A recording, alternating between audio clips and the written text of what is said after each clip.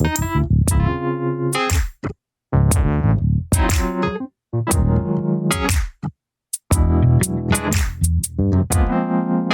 se sentindo cansada? Ou melhor, está se sentindo esgotada? Quando você pensa nos fatores que fazem com que você se sinta um pouco mais cansada que o normal, quais você leva em consideração? Trabalho em casa? Pressão estética? Tudo junto? Minha convidada de hoje vai apresentar um estudo essencial para a gente entender os motivos pelos quais as mulheres estão se sentindo esgotadas. Bom dia, Óbvias! Eu sou Marcela Ceribelli, CEO e diretora criativa da Óbvias, e hoje eu converso com Nana Lima, diretora do Think Olga. Bom dia, Óbvias, e bom dia, Nana! Como que você está hoje? Obrigada, gente, é um prazer estar aqui, muito bem, muito bem. Que bom, estou muito animada para esse papo. O esgotamento e o cansaço feminino são pautas do meu trabalho, não à toa o meu livro se chama Aurora, o Despertar da Mulher Exausta. Com certeza. Então tá aí um assunto que eu me identifico e cada vez mais tenho certeza que a gente precisa falar. A gente está subestimando o cansaço feminino, Nana? Olha, eu acho que não, e inclusive o teu livro foi uma grande inspiração para vamos fazer esse estudo Não agora. sabia. Porque Obrigada. falar assim, não, sabe, isso tá pipocando em tantos lugares e a gente não tá olhando também para isso com o impacto e a consequência que isso tá tendo na vida das mulheres, assim. Então eu acho que a gente precisa debater mais e trazer ainda mais dados, porque as consequências não são boas, assim. Eu vou voltar uma casinha porque o assunto me empolga tanto que eu queimei a largada. Nana, você é diretora do Think Olga. Me conta como que funciona o Think Olga e o seu trabalho hoje? Sim, a Think Olga é uma ONG que luta pelos direitos das mulheres para ampliar a equidade de gênero e intersecções. Então a gente utiliza a comunicação como principal ferramenta. Por exemplo, o estudo que a gente vai debater aqui hoje, né, a gente trazer dados, ampliar conceitos, muitas vezes conceitos que estão na academia, tipo economia do cuidado, né, conceitos que a gente quer que isso realmente esteja em todos os lares brasileiros para a gente conseguir ampliar um pouco essa discussão de equidade de gênero. Então, a gente utiliza muito pesquisas, né, comunicação em parcerias também, já fizemos diversas parcerias também com a Óbvios, muito Sim. bom, para a gente conseguir trazer, né, ampliar um pouco essas discussões, assim. E a gente também tem a Think Eva, que é uma consultoria que leva um pouco esses estudos, esses aprendizados para o setor privado, para dentro das empresas, porque a gente sabe que isso também, esse conciliar trabalho dentro e fora de casa é gigante para as mulheres, assim. Sim, gigantesco. Eu lembro que possivelmente a primeira vez que eu tive um contato mais direto com vocês foi um trabalho que vocês fizeram com uma marca de beleza, mas que eu recebi na minha casa, acho que eram potes desses produtos que falava: Marcela é forte, mas não tem superpoderes. Uhum. Que era justamente para rever a questão da gente falar: nossa, essa mulher é forte, ela dá conta, guerreira. Exato. Um pouco complementar com o que a gente está vivendo hoje, né? Muito, muito. E eu acho que nós mulheres estamos nos dando conta que só conseguir mais pratinhos para equilibrar, acessar mais espaços, ocupar mais lugares, se ele não vem junto de uma rede de apoio, de condições para fazer aquilo, isso é cilada, Bino, né? É cilada, não dá, assim, cada vez a gente vai colocando mais coisas no nosso prato e depois a gente não consegue equilibrar mesmo. E como que funcionou o processo dessa pesquisa? Qual que é o nome, por favor? Esgotadas. Esgotadas. Ali com exausta também. Tá juntinho. Ali a Aurora, ali em cima. E esgotadas do lado, ali fez uma coleção. Elas estão unidas. Mas me fala como é que foi esse processo, quanto tempo durou, com quantas mulheres vocês conversaram? Isso. A gente começou em 2020, a gente transformou a metodologia que a gente tinha na ONG, que era presencial, por causa da pandemia, do distanciamento, a gente transformou ela em online. Né? A gente trabalha com pesquisas, daí com especialistas e vai se aprofundando num tema. Então, lá no meio da pandemia, a gente começou a falar sobre economia do cuidado. Então, a gente fez todo um laboratório sobre isso, tentou, né, cruzou dados de IBGE, PNAD, para entender qual que era o peso da economia do cuidado e qual que era a contribuição feminina para a nossa economia, que a gente entende como economia que tem valor, né? Sim. E daí, depois disso, a gente lançou vários outros, um sobre autonomia feminina, saindo um pouco, né, olhando a pandemia um pouco no retrovisor. E agora, tem uma amiga que fala, né? A gente achou que a gente ia sair da pandemia e a gente ia estar pelada na rua, lambendo corrimão e tá todo mundo juntando os caquinhos da saúde mental, da exaustão, do que a gente pensou que ia ser depois. Nana, perdão, mas eu queria voltar uma página. Você pode explicar o que é a economia do cuidado? Sim. Porque, de fato, o trabalho invisível das mulheres foi uma pauta quente durante a pandemia, mas nem todo mundo está familiarizado. Exato. Eu acho que a pandemia escancarou essa economia do cuidado, né? O peso do cuidado na vida das mulheres. Então, o cuidado, ele nada mais é que o trabalho de manutenção da vida. A gente não está falando só de cuidado com filhos, né? Mas você pode cuidar de um parente idoso, de uma pessoa com deficiência da sua família, de um amigo, de um colega. E isso recai de maneira desproporcional sobre as mulheres. Sim. Porque são elas que naturalmente cuidam, que você faz isso naturalmente, né? Você, né, nasceu com isso. E a gente sabe que não, a gente foi socializada para isso, para saber cuidar. Não é um instinto feminino Exato, cuidar do outro. não é instinto, né? Isso não nasce, a gente aprende quando o seu irmão não levanta da mesa para tirar, né, para ajudar sua mãe a lavar a louça e você tem que fazer isso, você é socializada a ser essa pessoa servil, essa pessoa que cuida, que está sempre preocupada com as necessidades dos outros, em detrimento das suas próprias. Então, o cuidado é esse trabalho de, né, lavar, cozinhar, higiene, nutrição, planejar, porque a carga mental também é um trabalho de cuidado, né? Não é só a coisa física ali. Ir no supermercado fazer a compra, planejar aquela alimentação, planejar que nenhum alimento vai se estragar, depois preparar o alimento. Então, todo esse trabalho que a gente fala que acontece na esfera privada, da porta para dentro, ele tem um peso enorme. Assim, as mulheres no Brasil dedicam 21 horas por semana a esse trabalho. Mulheres trabalham fora de casa, as mulheres que trabalham dentro de casa dedicam mais tempo porque só elas vão cuidar disso. Os homens, muito menos. Então, assim, se você vai olhar, a gente está vendo que a economia do cuidado faz as mulheres se dedicarem muito mais horas a atividades não remuneradas. Não remuneradas, não visibilizadas, não valorizadas, enquanto os homens estão na esfera pública, ganhando dinheiro, né, tendo ali o seu trabalho e o seu valor sendo reconhecido. Então, isso conecta com muita coisa, né? Bom, o nosso trabalho tem muitos encontros e estudando sobre o trabalho invisível e a falta de remuneração proporcional a isso, eu também cheguei nesse dado que mostra que não só no trabalho doméstico e no trabalho de cuidado isso não está sendo remunerado, porque isso movimenta a economia, porque muitas vezes se a mulher, e aí falam, só está em casa, Exato. não tem nada de só, você cuidar de uma casa é um baita de um trabalho. Exato. E temos alguns projetos de lei, inclusive, para aposentadoria e outros benefícios públicos para as mulheres que cuidaram de um lar ao longo da vida. Espero que a gente chegue lá. Nossa, sim, sim. Mas também esse lugar do cuidado e do que é naturalizado e esperado de uma mulher também está na expectativa das contratações. Então, quando se contrata uma mulher para um cargo, é esperado que ela seja mais gentil, mais cuidadosa com a equipe, maternal, mais generosa. Isso também é uma carga mental, porque se um homem no mesmo cargo pode se dar ao luxo de ser rabugento, Exato. enquanto as mulheres precisam sempre colocar uma emoção mais sociável para sentir até dignas, mas também para estar naquela vaga, tem um trabalho a mais que não é pago. Sim. Sim, e assim, esse dois pesos, duas medidas, né, entre homens e mulheres nesse ambiente de trabalho, muitas vezes você quer falar com a sua equipe e você está falando que todo mundo, a gente tem que trabalhar mais por causa disso, disso, daquilo, você é vista como a chata, tá de TPM, a megera. O homem é só um líder, é só um chefe, né, porque é isso que chefes fazem. Então a gente vê esse duplo julgamento, né, acontecer muito, por causa também desse lugar que a mulher tem que ocupar, de submissão, de agradecida, ou até de ser maternal, né? Muitas vezes cruzar linhas do que você tem que entender, do que você tem que aceitar, por causa desses estereótipos mesmo.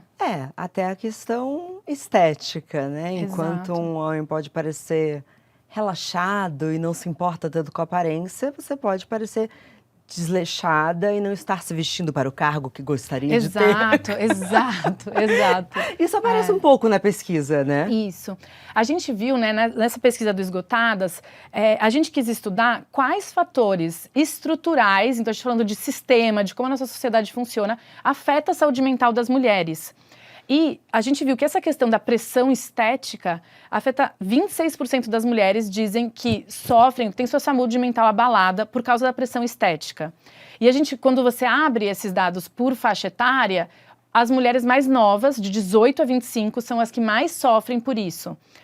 Daí dá para entender, né? Estão muito expostas a redes sociais, a filtros, a padrões de beleza. Hoje em dia você vê uma foto, você já não sabe nem se é mais real. Se antes era photoshopado, agora você já não sabe nem se aquilo é um ser humano ou não. Exato. Então, o nível de complexidade e essa exposição para um cérebro que ainda, né, a gente está em formação, a gente está descobrindo quem a gente fala muito de quebrar padrões de beleza, de corpos não normativos, mas a gente sabe que ainda esse padrão é muito homogêneo, a gente sabe, né, e para elas eu acho que isso afeta muito mais, assim, porque quando a gente olha para mulheres um pouco mais velhas, 55 mais, então isso já não é tanto uma questão quanto para meninas muito mais novas, assim.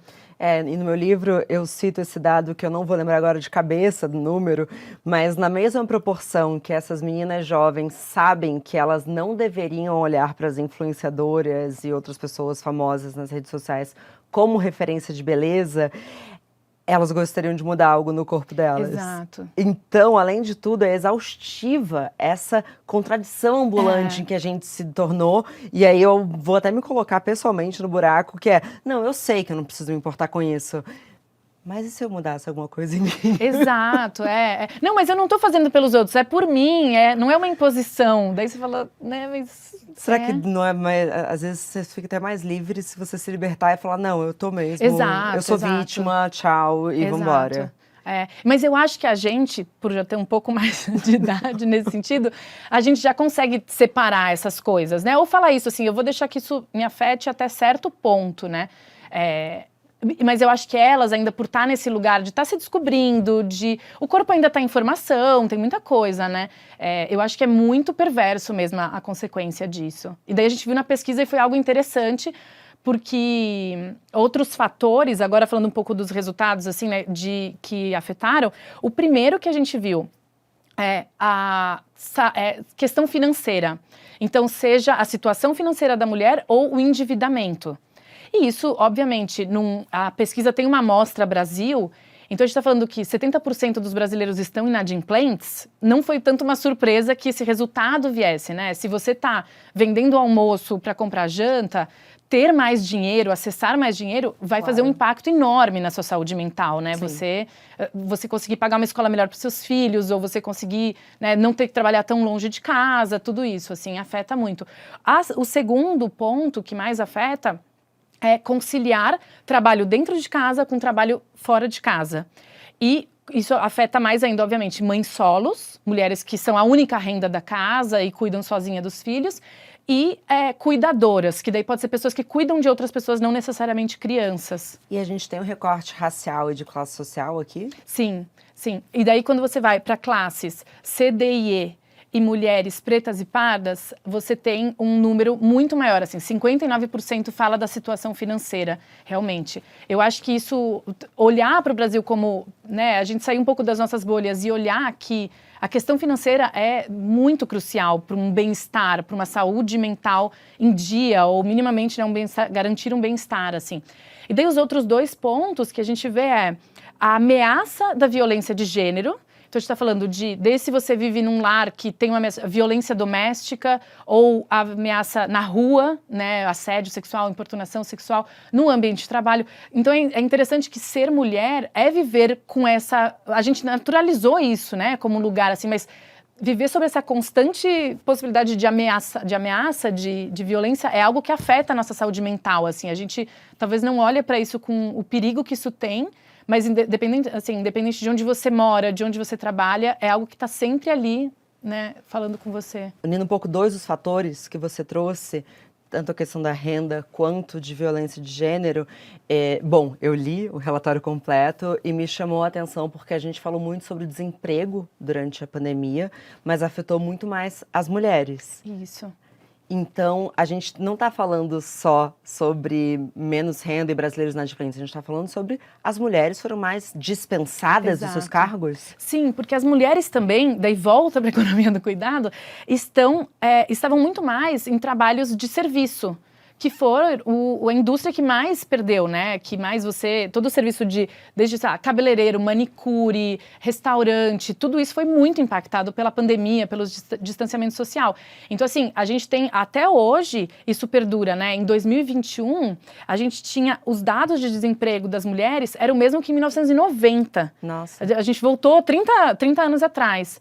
E agora, a gente ainda está tentando essa retomada, mas essa retomada econômica para as mulheres é mais difícil. Por causa do cuidado, por causa da violência, por causa da saúde mental. Muitas, né, não conseguem parar, né? Por causa desse trabalho dentro de casa e fora de casa, vira essa jornada contínua, que você não tem direito a parar em nenhum momento do seu dia ou da sua semana. Até falar sobre saúde mental parece um luxo. Exato. O que eu achei positivo dessa pesquisa é que 91% delas, a maioria, né, entende a importância de saúde emocional e saúde mental. Ótimo. Então isso é muito legal, né, de você ver que, poxa, isso já não é uma coisa de rico, né, sabe assim, de fazer terapia, Mas o que a gente vê? Que a saída para isso delas ainda é muito individual. Então, você vê, muitas delas têm um diagnóstico, né, 45% tem um diagnóstico de ansiedade ou de depressão, mas a maioria delas não faz terapia. Muitas, você está medicada, mas você não faz terapia, que daí não é uma combinação muito boa. Mas daí por que não faz terapia? Porque é caro, daí volta para a situação financeira, não ter tempo, volta para o conciliar trabalho dentro de casa e fora de casa, ou muitas vezes acha que não é para ela, ou a gente ainda está muito elitizada essa conversa de terapia, né? A gente precisa democratizar mais esse acesso, assim.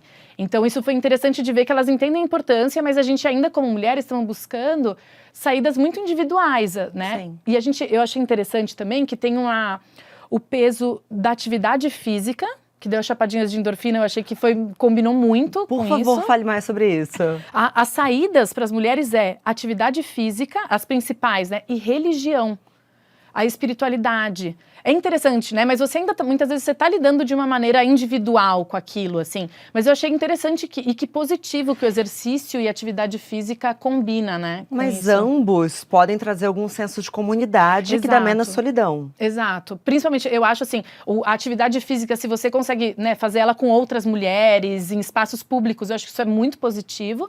E a questão da espiritualidade, da religião, é muito sobre comunidade, né? A gente sabe o quanto isso te conecta com quem você vive perto, né? O ajudar o próximo. Então, Claro. eu acho que tudo isso foram coisas muito, muito positivas. Mas as outras, era assim, também assim, eu pesquiso sobre saúde mental sozinha, sabe? Então, a gente ainda precisa democratizar o acesso mesmo no Brasil as ferramentas que você tem para melhorar a sua saúde mental, assim. Você falou sobre essas mulheres, então, que têm diagnósticos, mas como que ficam as que não têm diagnóstico? Elas estão bem, então?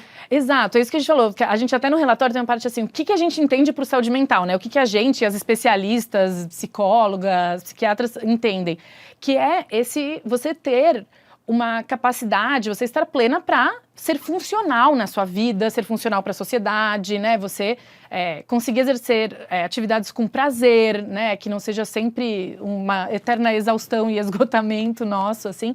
Então, a gente olhar também para as outras 55, que metade delas vivem constantemente sentimentos de estresse, irritabilidade, fadiga. Então, assim, não é porque você não tem um diagnóstico que tá tudo bem. Eu acho que a gente também tem que olhar para isso, né? A gente desnaturalizar essa exaustão e esse cansaço feminino, assim, porque eu tenho 2 filhos pequenos e eu acho que é muito fácil a gente ficar entrando nisso de é assim que é a vida, sabe? A gente tá sempre cansada. Eu falei, nossa, às vezes eu sinto que eu sou um disco quebrado, assim, sabe? Para as pessoas. E eu falei, então uma hora eu falei, vamos parar, assim. Eu acho que é isso, a gente desnaturalizar isso, porque também tem um dado muito interessante que fala que as mulheres, a maioria das pessoas que vão buscar terapia ou apoio, né, para a saúde mental, são mulheres, assim. Então, acho que é 62% e o resto são homens. Mas o que o homem faz? Consome álcool e substâncias. Então, a válvula de escape dele é o consumo de substâncias ou o álcool. E daí, se você pesquisa um pouco mais, isso volta para as mulheres, porque você vai ter que lidar com um marido alcoólatra, com alguém que vai destruir uma família, com alguém que não tem controle sobre aquele consumo daquela substância. Então, a gente também trazer os homens para essa conversa, né? Claro. Gente, muitas vezes a gente tem que fazer terapia para lidar com pessoas que não fazem terapia, sabe? Então eu acho que também esse peso nas mulheres as mulheres estão buscando o caminho que seria mais correto, né? De você lidar com uma ansiedade, com uma depressão ou com qualquer outro transtorno. Agora os homens estão no bar, estão fazendo de um jeito que a gente sabe que isso vai voltar, né, de maneira muito negativa para as famílias e principalmente para as mulheres. Muito bom, porque então eles resolvem individualmente, mas a consequência é coletiva. Exato, exato. E eu fico imaginando como foi o processo dessa pesquisa e eu fico curiosa. Vocês chegaram para alguma mulher e falaram, você está cansada? E a mulher falou, não? Não, total. A gente fazia até umas enquetes, assim, nas redes sociais, e a gente lançou agora, né? A gente só lançou um teaser, assim, com o nome, e a gente perguntou assim, quem tá cansada de estar cansada? Assim, sabe, índices altíssimos de engajamento, porque eu acho que é uma pauta que tá todas as mulheres, assim, a gente não pode parar. Eu acho que o sucesso do teu livro, eu olhava, assim, eu via nos stories a fila nas livrarias e eu falava, gente, é isso, né? É você verbalizar, assim, um sentimento que tá coletivo, né? Que a gente... Foi muito dura a pandemia, tudo que a gente viveu, no individual, no coletivo. E a gente, não é porque a gente saiu desse cenário que tá tudo melhor, né? A gente ainda tá lidando com muita consequência. Luto também é algo que aparece na pesquisa, do quanto não ter tido tempo de processar o luto ou o que passou, né? O que aconteceu com a nossa sociedade, assim. Os próprios traumas. Exato. Quando esse episódio for ao ar, a gente já vai ter lançado um episódio super forte do Bom Dia Óbvios falando sobre trauma. E, enfim, essa especialista, ela fala justamente sobre como a gente está andando com muitos traumas não resolvidos. E eu abro meu livro falando sobre isso, que são esses ciclos de estresse que a gente não completa, justamente porque a gente acha que é normal. Exato. Então é um pouco do que você estava falando, a gente vai falando, então, mas a vida é assim mesmo, é isso. Vai, dá um mato no peito e a gente vai, né? Só que aí a gente começa a colapsar. Então logo no primeiro capítulo eu já falo sobre a minha experiência com burnout, que foi um total esgotamento psíquico e meu corpo pediu socorro. Sim. Eu literalmente achei que eu estava morrendo. Então, quando você vê você perder o controle do seu corpo, você vê que o seu corpo está te dando sinais de que assim ele vai colapsar, é muito assustador. Sim. E eu sei de algumas pessoas muito próximas que passaram por isso esse ano depois de mim. E eu sempre falo, não é para chegar nesse ponto. Não é culpa sua. Porque aí a gente acaba falando, será que eu então não dou conta de... Não, a culpa é do mercado, a culpa são das pressões externas e desses trabalhos e cargas um pouco invisíveis do que a gente vê, por exemplo, nos relacionamentos amorosos. Sim. E aí agora com recorte heterossexual, vocês chegaram a estudar isso? Sim. O que eu achei curioso da pesquisa é que assim, a gente abre com uma pergunta que fala assim, de 0 a 10, qual a nota que você dá para essa área da sua vida? E daí a gente viu, né, que a situação financeira e a conciliar trabalho e carreira são as que menos tem, mas assim, a média é 30%, é 3%. De 0 a 10, tipo, eu falei, nem é 5, assim, pelo menos nem nenhuma metade, área assim. da vida passou de ano. Nenhuma, exato. Todas, assim, bombaram pessimamente. E o mais curioso é que a relação com a família, a relação amorosa são as mais altas ainda. As mais altas, mas assim, 3,2, que também tá muito ruim, né? Só a situação financeira que é 1,4, a nota média. Então, eu acho que a relação amorosa, a gente talvez ainda tá entendendo o peso que ela tem, ou talvez tudo que a gente carrega sem colocar na mesa, assim, sabe? Sim. Principalmente a mulher, eu acho que ainda tem isso. Porque mesmo que seja uma das notas mais altas, ainda é muito baixo, né? Se falar de 3,4 para 10, meu Deus, é muita insatisfação com todas as áreas da vida, né? Eu achei nossa, que esses dados ficaram terrível. Assim, terrível. A gente olhava o resultado assim, nossa. E daí eu ficava assim, não, é de 1 a 5, né? Daí, não, é de 1 a 10 que elas responderam. Eu falei, nossa senhora. Nossa, mas se você pensar, então muita gente deu 0, né? Porque exato, tipo, dessa média, tô meio arrasada. Mas eu acho que isso, assim, também a ideia do Esgotadas era organizar, porque assim, a gente precisa falar sobre isso com o setor público, com o setor privado, né, dentro das casas, dentro dos relacionamentos, porque que futuro a gente está construindo onde as mulheres estão tão esgotadas, né? O que a gente está construindo? Isso impacta a família, isso impacta sonhos, isso impacta a sua autoestima. Eu acho que é um alerta mesmo, né? Pra gente, todos os setores trabalharem nisso. Quero saber de você um pouco quais foram os números que mais te surpreenderam, mas antes, queria que a gente falasse sobre a maternidade. Como que as mães dessa pesquisa responderam? Elas estão realmente muito mais cansadas que todo mundo. Sim, o que a gente viu é que elas não associam a exaustão, o esgotamento delas, ao cuidar. Que eu acho que eu acho que é até um avanço dessa conversa do peso, da sobrecarga, porque assim, não necessariamente a gente não quer cuidar, porque afinal você teve um filho, né? Assim, você quer cuidar da sua família, você quer cuidar da sua casa, mas você não quer que isso seja uma imposição, ou seja, você não tem a opção de não ter, ou ser a única que vai fazer isso, assim. Sim. Então elas não associam necessariamente o cuidado à exaustão, a não estrutura, a falta de apoio para cuidar. E a gente tá falando de metade delas são mães solos, assim, sabe, né? No Brasil, a gente tava vendo um dado que também achei bem chocante, que 70% das mulheres brasileiras são mães e metade delas são mães solos. Eu achei muita gente, assim, tem muita mulher criando filhos sozinhas, né? Então eu acho que, não é que você não quer cuidar... O aborto masculino, ele é absolutamente legalizado, totalmente normalizado. O abandono paterno, né? Isso é assim. E daí é isso, a gente vê a válvula de escape no álcool, no abandono mesmo. Não preciso lidar com isso. Isso é uma opção, eu posso escolher. A gente até tem uma frase num outro relatório que a gente fala assim: os homens fazem, porque até quando você vai olhar dados, né, de que tarefas domésticas os homens estão fazendo e as mulheres fazem o que precisa ser feito. Os homens fazem o que eles querem. Então, no IBGE, você olha assim, até tem... a tarefa que os homens fazem em casa mais que as mulheres é quase tarefa meio hobby, assim. É tipo, jardinagem. Consertar alguma coisa.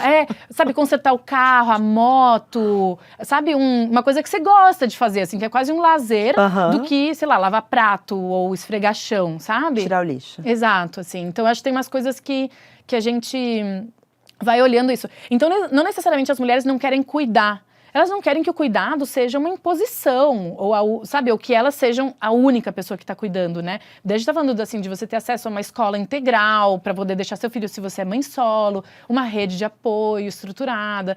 Então eu achei interessante, né? Porque eu acho que a gente também não pode demonizar o cuidado, né? É a sobrecarga pelo cuidado. É isso que agrava a desigualdade mesmo, né? Claro que sim. Porque se essa mãe acordou sozinha a noite inteira... Exato. E é aquela velha história, né? Não adianta falar, é só você me pedir que eu faço. O pedir para o outro fazer também é um trabalho que você está tendo. Sim. Essa carga mental, eu acho que a carga mental é algo que a gente ainda precisa falar muito, assim, porque o que eu vejo de mulheres você tá no trabalho, mas você tá pensando, né, no que precisa comprar isso para viagem, que precisa levar isso para a escola, que precisa mandar isso para a avó, né? Você tá nessa gestão. É muito mais fácil você chegar, o que eu tenho que fazer? Beleza, eu faço isso e volto. Agora você ficar com essa eterna gestão na sua cabeça de tudo que está acontecendo, tudo que precisa acontecer, tudo que não aconteceu, uma hora a gente pifa mesmo, né? Eu sempre convido as mulheres, inclusive nas minhas palestras, a se questionarem sobre a carga mental da pressão estética. Porque, assim como a gente naturaliza tanta coisa, a gente naturalizou coisas que são tidas como obrigação. Por exemplo, fazer a unha. Por exemplo, depilação. Eu não estou falando sobre estar dentro de um padrão estético. Sim. Eu estou falando sobre exigências básicas para que a gente esteja apresentável. Sim. E que parece que é o mínimo, mas na verdade, se você perguntar para o seu colega de trabalho, homem, se no meio da reunião ele lembra que ele tem que marcar manicure, ele não tem. Isso está ocupando um espaço mental nosso que a gente esquece, que eles podem até dormir mais de manhã, muitas vezes. Sim. A gente fez uma pesquisa para uma marca de eletrodoméstico que eles queriam que calculasse nos lares brasileiros quem é o responsável pela roupa, por lavar roupa, então a gente sabe que são as mulheres, mas quanto tempo na vida dela elas vão dedicar. Se você é a única pessoa que cuida da roupa na sua casa, e a gente vê que isso, né, a maioria das mulheres já foram socializadas para saber que roupa junta com o que sabe limpar e tal, sabe lavar. Se você é a única responsável por lavar roupa na sua casa, você vai passar 4 anos da sua vida lavando roupa. Porque Nossa. lavar roupa não é só jogar a roupa na máquina, né? Aham. Tem todo o processo. Você separa, daí você vê que roupa pode e não pode, daí estende, guarda. O saquinho da lingerie. Exato, toda a roupa que não pode misturada, todo o caos. E daí, a gente falando, 4 anos, é a pós-graduação que você quer fazer, é o tempo de dormir que você não consegue, é o descanso, é o lazer, é o poder, né, enfim, qualquer coisa que você decidir Não fazer assim, nada. Não fazer nada, sentar no seu sofá e olhar pro teto, assim. Então, acho que tudo isso, eu acho interessante quando a gente traz dados, porque você começa a colocar um contorno no tamanho daquele problema, né? Sim, sensacional. Pensando nesse lugar de o que significa para a mulher hoje ser cuidadora, como que a gente pode também conversar e abrir o diálogo até com mulheres de outras gerações dentro da nossa família? Então, alguém que está nos ouvindo ou agora assistindo, que quer falar mãe, vó, tia, isso que vocês fazem vai além do que o corpo e a saúde mental de vocês vai permitir. Sim. Eu acho que a gente precisa... não vai dar para a gente resolver isso sozinhas ou na nossa esfera privada mesmo. Primeiro porque os homens precisam ser empoderados dentro de casa, né? Que a gente fala, nós mulheres estamos saindo para o mercado de trabalho, estamos conquistando coisas que nunca conquistamos antes, mas enquanto a gente ainda estiver presa à esfera doméstica, sendo a única responsável, assumindo a carga mental, a carga física, a carreira, o cuidado, essa conta nunca vai fechar, assim. Então, eu acho que a gente mostrar, e eu acho que até um trabalho bem individual, assim, um exercício individual da gente valorizar, assim. Eu olho para as mulheres da minha família hoje e a gente sempre tende a admirar os homens, porque eles que foram para a esfera pública, conquistaram coisas, né? E a gente olha para as mulheres e fala, caramba, como essa mulher conseguiu dar conta de criar tudo isso de filho, de ter um trabalho, ou não, ou de trabalhar tanto dentro de casa para criar todas essas pessoas. A gente fala, se hoje nós somos um adulto funcional, é porque alguém dedicou muitas horas de cuidado pra gente. Claro. Então, acho que a gente valorizar isso, eu acho que trazer os homens, normalizar os homens, o cuidado, o pai ativo, uma paternidade ativa, presente, daí isso a gente está falando desde nas escolas, nas nossas rodas de amigos, né, nos nossos círculos sociais, porque é para mostrar para elas que o trabalho que elas fazem é muito complexo, né? Você cuidar de uma casa, você cuidar de outro ser humano é muito complexo. Você tem que colocar são muitas habilidades que você tem que saber. É nutrição, educação, entretenimento, segurança, higiene, né? A casa também. Então a gente vê esse trabalho como tão digno e complexo como qualquer outro, engenharia, qualquer outra coisa, porque você está falando de manter viva a força de trabalho do futuro, né? Claro. E como sociedade, porque você falou algum dos fatores principais para esse adoecimento, mas que vão desde violência de gênero até pressão estética. Como que a sociedade, aí pensando até em políticas públicas, podem colaborar para que as mulheres se sintam menos esgotadas? Eu acho que assim, se a gente dividir pelos setores, agora falando de governo ou setor público, né, a gente ter leis e projetos de lei que impactem a divisão do trabalho do cuidado, assim. Então, a gente está falando de licença coparental nas empresas, porque a licença maternidade ainda penaliza muito as mulheres, né? Quando só a mulher é a única que vai sair e voltar, a gente ainda tem dados de 56% das mulheres que retornam para o ambiente de trabalho são demitidas depois da licença maternidade.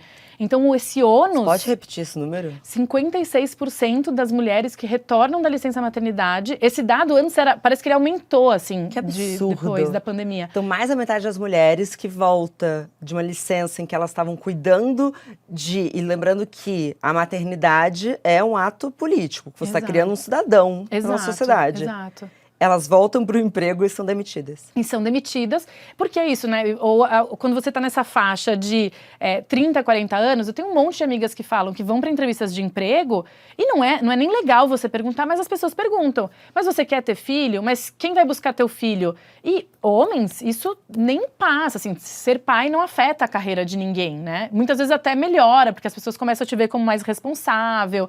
Então... Muitas vezes nem a vida social, né? Exato. Porque a mulher que vai viajar, vão perguntar cadê seu filho. Total. E o homem tá dando Ou nem vai dar aquela promoção que tem que tem viagens incluídas porque ela tem filho pequeno, não vai aceitar, né? Eu acho, então, assim, a gente pensar em projetos de lei que realmente impactem isso, que possibilitem os homens de cuidar cada vez mais também. Claro. A questão de educação infantil, creche integral, né? Creches que têm horários estendidos para as mulheres também poderem aceitarem outros tipos de trabalho, que fiquem até, né, que possa ser até mais tarde, porque uma creche que acaba às 4 horas da tarde, quem consegue trabalho, né? Que tipo de trabalho você vai poder ter para poder, às 4 horas da tarde, estar buscando o seu filho? Então, tudo isso impossibilita as mulheres de terem uma carreira ou de cuidarem de maneira mais plena dos filhos, assim. Você tem filhos, Nana? Tenho 2. Por isso que essa é uma pauta bem forte. Eu sei que eu vejo, essa conta nunca vai fechar, assim, né? Mas eu acho que, a gente falando isso de governo, mas assim, as empresas também possibilitarem isso. A gente começar a entender que saúde mental, não adianta você ter um quadro de funcionários com toda a saúde mental abalada, né? O que na sua empresa está acontecendo, que tipos de performance está sendo exigida para as pessoas se manterem ali, Sim. assim. Eu acho que são várias, a gente pode olhar isso de diferentes áreas e setores da sociedade mesmo. Eu tô rindo porque cada vez mais eu escuto empresas que já desenvolveram um procedimento pós-burnout. E é uma loucura, porque não sei se é sobre o procedimento de burnout ou olhar por que as pessoas estão tendo Exato, tanto de burnout. prevenção, assim. né? Eu acho que a Vera Iaconelli fala isso muito bem, né? Da gente, que óbvio que a gente tem que democratizar o acesso a um tratamento, a um diagnóstico, tudo isso. Mas a gente precisa começar a olhar para a estrutura e o que está causando, Claro. né? E daí ser cada vez mais local, assim, dentro dessa empresa, desse bairro, né? A gente está dando as condições básicas para as pessoas terem saúde mental, né? Eu acho que a gente olhar também cada vez mais para a prevenção. Porque remediar depois de um burnout é muito difícil. A gente sabe, né, o quanto se exige da pessoa voltar para aquele próprio ambiente que deixou ela daquele jeito. Então, acho que olhar para a prevenção, a gente precisa ter mais essa cabeça nesse lugar, como sociedade mesmo. Claro, e é um acompanhamento que muitas empresas prometem, mas não vão cumprir. Sim. Porque, enfim, se isso não for algo que, por exemplo, dentro do mercado exista um selo saúde mental para essas empresas. Então, aqui a gente se certifica igual quando a gente fala sobre sustentabilidade. Muitas empresas se tornaram mais sustentáveis para conquistarem os selos, né? Você sabe disso muito bem. Sim. Porque são difíceis mesmo de conquistar. Se a gente não tiver selos também que as empresas tenham que correr atrás para mostrar que dentro daquela empresa a saúde mental está sendo considerada como uma prioridade, talvez ninguém realmente vá cuidar disso. Exato. E eu queria falar um pouco sobre violência de gênero também, porque eu entendo que todos esses fatores que a gente falou envolvem em algum lugar o medo. Então, o medo de não ser desejada, talvez, no estético, o medo de ser demitida, quando a gente fala sobre o mercado de trabalho. Não ter dinheiro no final do mês. As mulheres, elas estão esgotadas e apavoradas? Qual que é a influência do medo nesse contexto? Sim. A gente viu que 25% delas responderam que, né, se a for olhar primeiro a questão financeira, depois o trabalho de cuidado, a pressão estética e a violência de gênero estão empatados como os fatores que afetam a saúde mental das mulheres. E essa violência de gênero, a gente está falando tanto da violência física, mas também do assédio no ambiente de trabalho, que aí a gente conecta muito com as empresas. Agora a gente tem legislação no Brasil que está trabalhando isso, está obrigando as empresas a fazerem treinamento e terem uma estrutura para receber denúncias de assédio, mas a gente ainda trabalha muito no reativo. Teve um caso de assédio, nossa, meu Deus, deixa eu ver o que eu tenho que fazer. E não na prevenção, né? Sendo proativo em prevenir que isso aconteça. Claro. A gente viu também violência, insultos machistas, insultos racistas também. Eu acho que tudo isso, as mulheres falaram na pesquisa que também é algo que afeta elas no dia a dia, assim, no viver, seja no trabalho ou na vida pessoal. E para isso, o que a gente precisa é de punição. Exato. E eu acho que assim, né, sensibilização, letramento, e tem leis, assim, eu acho que não precisa reinventar a roda também, né? A gente tem lei de importunação sexual, a gente tem lei de assédio sexual e moral no ambiente de trabalho, na rua, tem crime de racismo, injúria racial, tudo isso a gente precisa que... As pessoas precisam entender que isso... Tem um impacto muito negativo na vida das pessoas, daí agora principalmente na vida das mulheres, e tem lei para prevenir isso, né? Para punir também isso, que eu acho que é algo que a gente precisa continuar falando mesmo. Bom, falamos muito sobre soluções, mas para conseguir encerrar esse programa, talvez, minimamente, dentro de uma possibilidade otimista, teve algum dado que te surpreendeu de uma forma positiva, que a gente possa olhar para frente com um olhar um pouco mais alegre? Olha, esse dado de que 91% delas reconhece a importância da saúde mental, e principalmente depois da pandemia, está olhando mais para isso, foi algo muito positivo. Sim. Porque eu acho que antes era algo que a gente pensava no físico, no tangível ali, e a gente ia deixando o mental para quando chega nesse limite, assim. E o distanciamento social, tudo isso foi muito difícil para todo mundo, né? Tudo que a gente passou. Então, acho que as pessoas começaram a olhar e falar para isso, gente, se o mental não estiver bem, nada mais adianta, né? Não funciona assim. Então, acho que colocar essa importância, eu acho que é um primeiro passo da gente falar mais sobre isso, trazer isso mesmo como soluções táticas, assim, seja numa empresa, seja numa política pública, seja numa escola, no ambiente de trabalho. Esse eu acho que foi um dado bem positivo, assim, eu acho que a consciência da importância da saúde mental já é um olhar para o lugar certo, assim, né? Porque a gente estava numa pegada muito de, né, vamos matar no peito e me dar mais tarefa, e me dar mais espaços e mais lugares, e não. Se a gente não tiver saúde mental, não adianta onde você vai chegar que você não vai chegar bem, né? E eu tô feliz que a gente começa a abrir o assunto sobre a carga do cuidado e o que é esse cuidado e tirar o ápice da feminilidade desse lugar do altruísmo.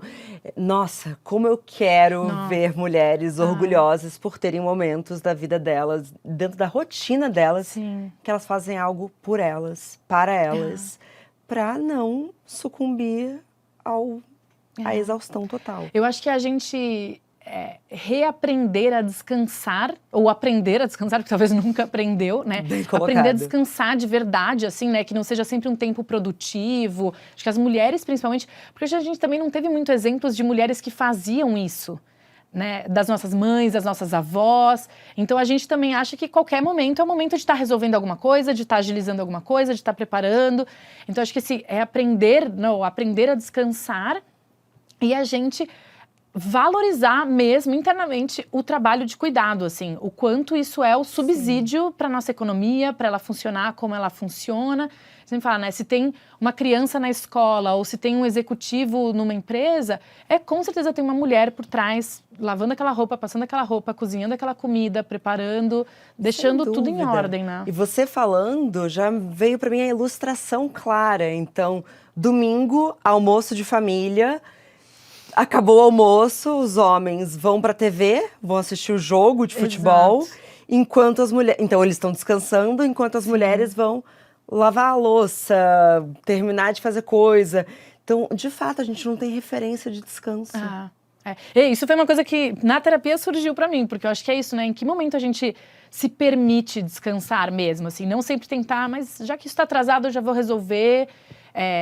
Eu acho que... E assim, daí tem mulheres que nem tem essa opção, né? Isso não vai existir na rotina, porque é tão sobrecarregada, é tão sozinha, é tão no individual que, mesmo se ela desejar isso, não tem como encaixar aquilo, né? Claro. Não tem pra quem passar a bola, assim. Sensacional. Nana, muito obrigada. Adorei. Um papo nada exaustivo. Não. Eu falei, a gente olhando esse report e falando, meu Deus do céu, mas não, bora que é importante, né? Não, bora falar sobre isso. Muito, muito obrigada e parabéns pelo trabalho sensacional. Obrigada. Obrigada pela parceria sempre, obrigada pelo espaço. E parabéns também, porque os temas aqui são todos maravilhosos. A gente precisa também. Vou assistir descansando, tentando descansar. Agora dá pra ver na TV. Exato. Obrigada, querida. Obrigada.